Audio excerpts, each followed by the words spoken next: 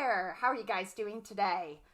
I am excited to talk to you guys a little bit about what has transpired in the last week. A very specific example of premeditated parenting.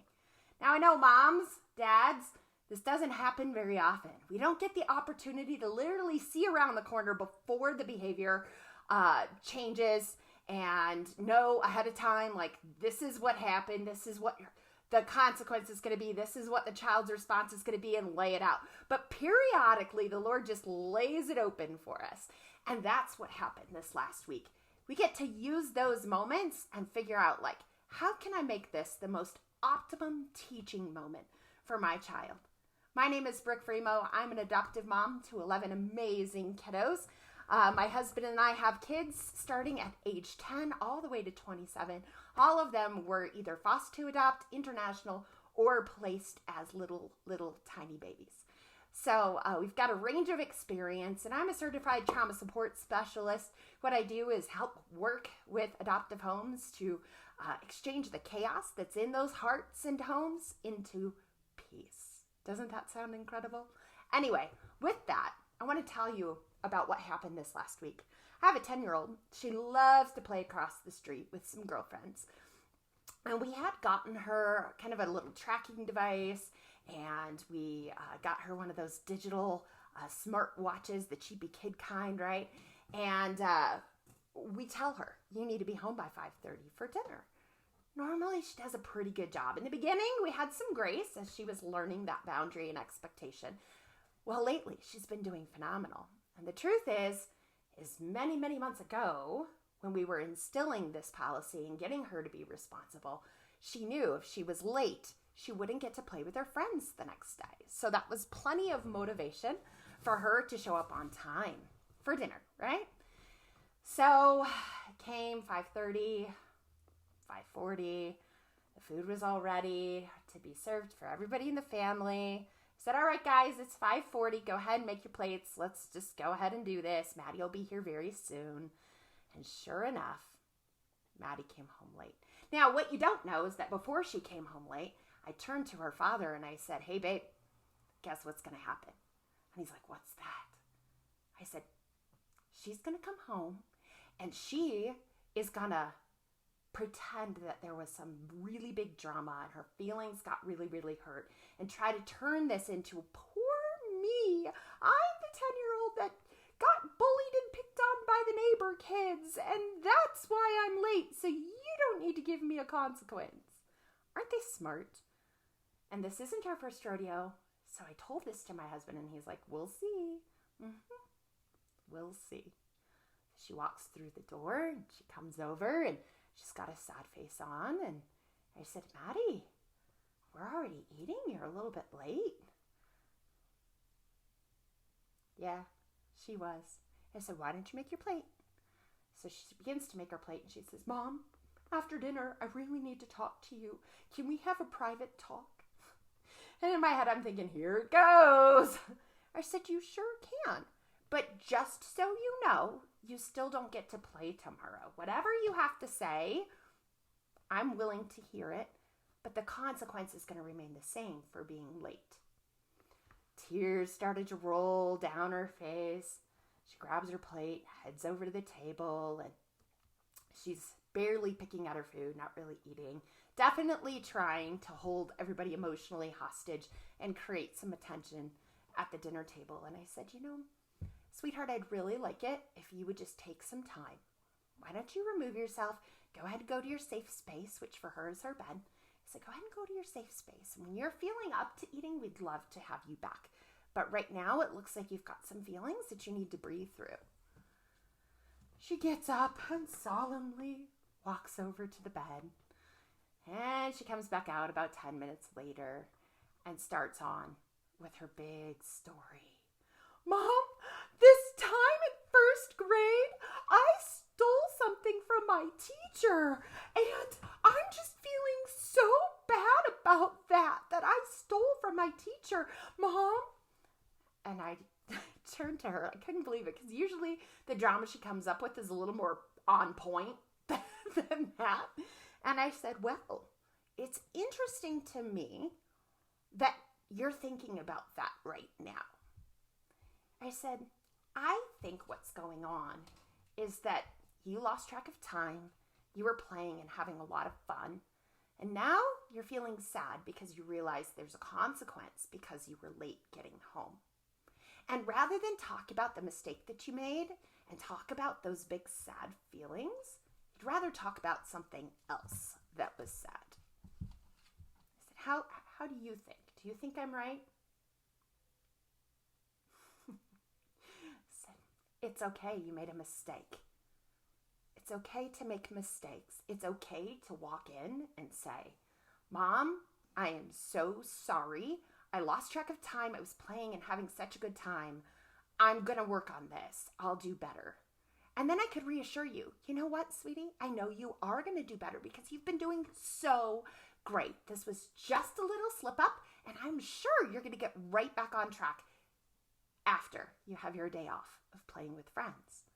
And we could put it right underneath and own the behavior, make it right, and go right back to it. I said, but you really struggle with accountability, Maddie. I said, you really struggle with owning your mistakes. It's like you expect yourself to be perfect, or you think that Mom expects you to be perfect. And I don't. You're gonna make mistakes. And as long as you make it right, it's okay to make those mistakes. She heard me. She sat back down at the table and began to eat her food. And she came back a little bit later. And she said, Mom, I'm sorry. I'm sorry that I was late.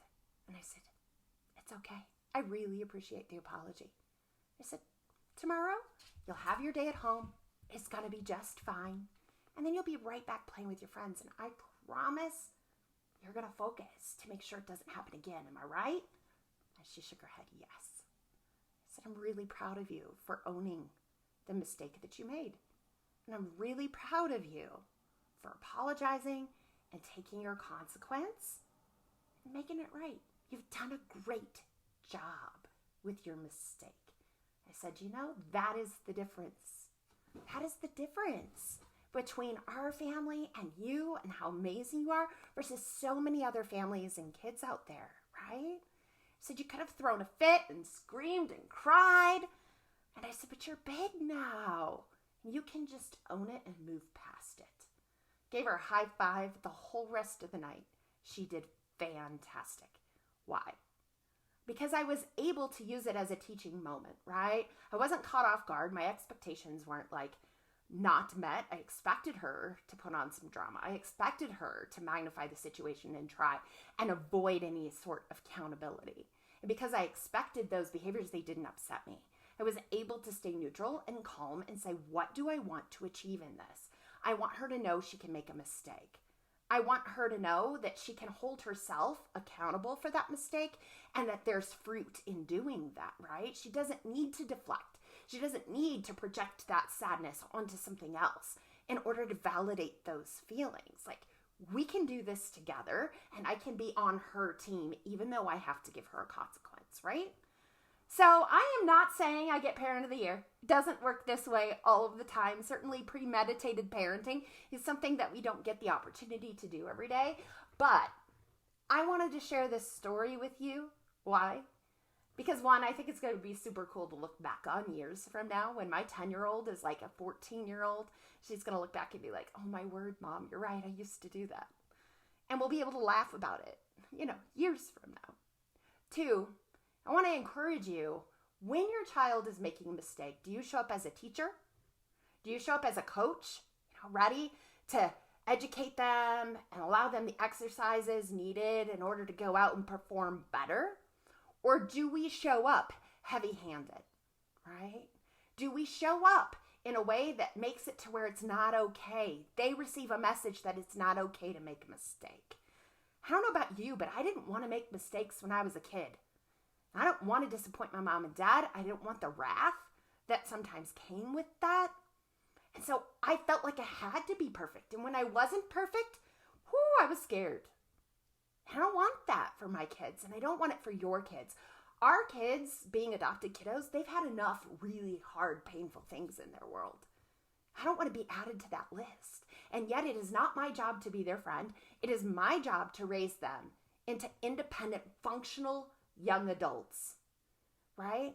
And so where's the balance in that? Where's the balance between the discipline, the expectation, and still being a person that is seen as safe, right? I hope that this was an encouragement to you. I'm interested to see what you guys think in the comments below. I'd love to know if you've been able to do some premeditated parenting where you're like, I already know what's going to walk through that door. And were you right? And were you able to actually speak to it in a way that made for mutual calm and allowed it to actually be able to be worked through and moved right past in a way that otherwise perhaps wouldn't have if you had gotten all upset, right?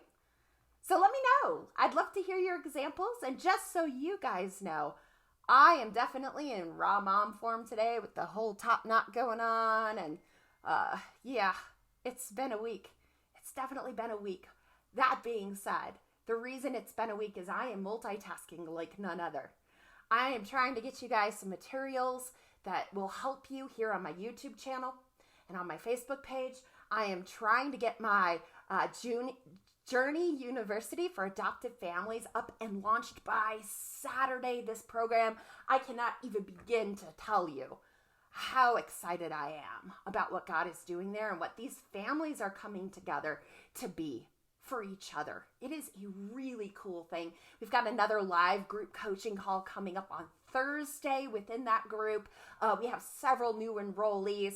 The new enrollment for this program is discounted only through Friday. Saturday at the big launch, it will go to full price. So if you are interested, please make sure that you reach out sooner rather than later, right? And if you're watching this a year from now, yeah, okay. It's full price. It is what it is, right? But the reality is, guys, is all my heart and soul, everything that I was doing in one-on-one coaching with these families, I am now doing through this format. I am no longer seeing patients one-on-one. I'm closing out my contracts, fulfilling those obligations, and moving 100% into this platform, which means I am readily accessible to everybody through digital forms, right? And through live coaching calls. And so it is going to be really cool. So much more than just an 8-week class. It is a program that is a lifetime of support as you are walking through the struggles and trials of raising adoptive kiddos. All right, guys, that's all I have for you today. Thank you for your time and your attention. I hope that this was an encouragement to you and also just challenge you to think about, like, where can I premeditate some of my parenting? God bless you guys. Take care.